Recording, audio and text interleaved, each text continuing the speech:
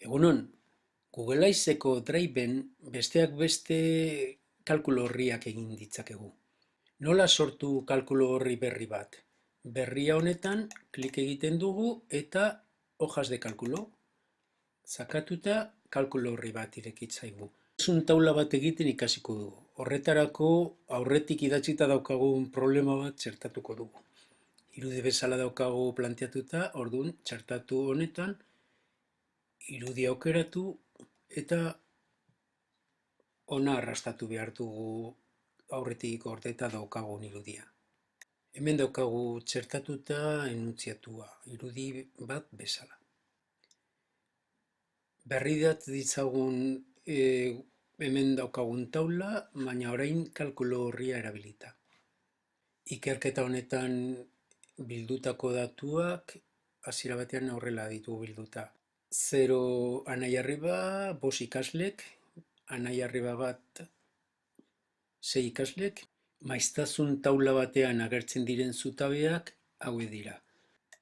X aldagaiaren balio posibleak, balio bakoitzaren maiztasun absolutua, maiztasun erlatiboa eta maiztasun metatua. Hau da tabla oinarrizkoena. Lehenengo bi zutabe hauek eskuz beteko ditugu eta hirugarren eta laugarren zutabea betetzeko formulak beharko ditugu.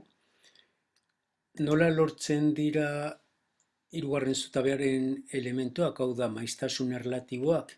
Lehenago jakin behar dugu n handia zein den. N zer da? Laginaren tamaina. Orduan hemen idatziko dugu hitzez n berdin laginaren tamaina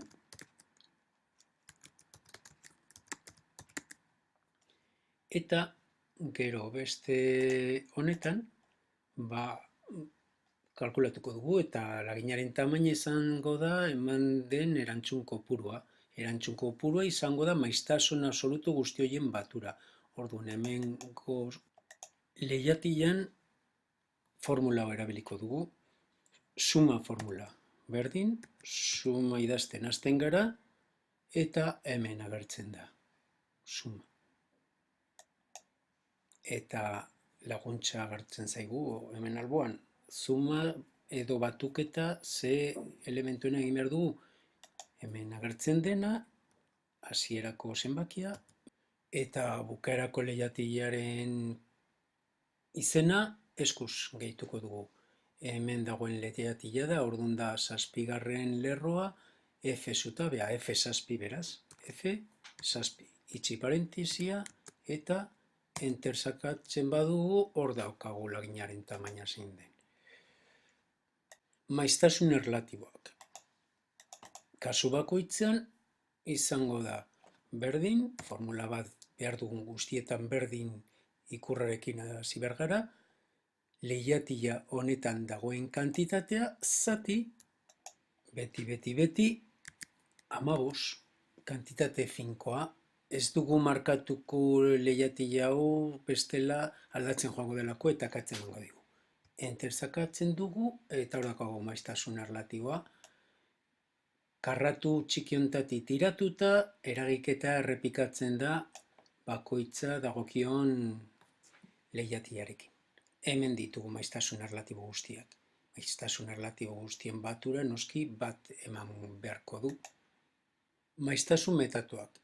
Hemen agertu behar den zenbakia, justo da hortxe daukaguna, ordan 5 zenbakia. Enter. Ondorengo zenbakiak nola lortuko dira? Geneukan zenbakiari ondorengoa batuta. Formula bat beharko dugu orduan. Berdin, geneukan zenbakiari batu behar zaio ondoren datorrena. Bere lerro berean datorrena. Enter sakatzen dugu eta gero karratu honetatik tiratzen dugu azken zenbakia laginaren tamaina izan beharko da. Dagoeneko maiztasun taula osatu dugu. Itxura hobetu nahi badu diogu, aukeratzen dugu taula osoa eta esate baterako lerroak eta zutabeak bereiztu ahal ditugu modu honetan. eta goiko partea ere marra edo letra lodiago batez adierazi ahal dugu. Ondoren egindako taula guztia edo kalkulu horri osoan agertzen diren elementuak edo agertzen diren artean batzuk kopiatu ahal ditugu testu prozesadore batean, esate baterako Word batean.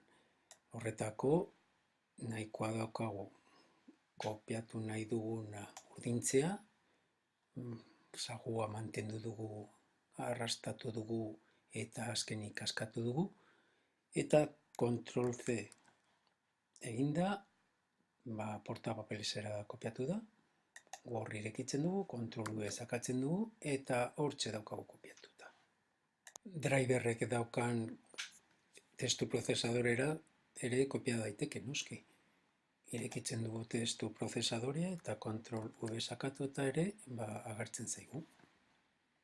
Kontutan izan, kopiatzen dugula, beti taula bezala agertuko zaigula kopiatuta. Esate baterako, hemen ditugun testu guzti horiek kopiatu nahi baditu, Ctrl C, testu prozesadorera joan, Ctrl V, eta ikusten dugu taula bezala agertzen zaigula.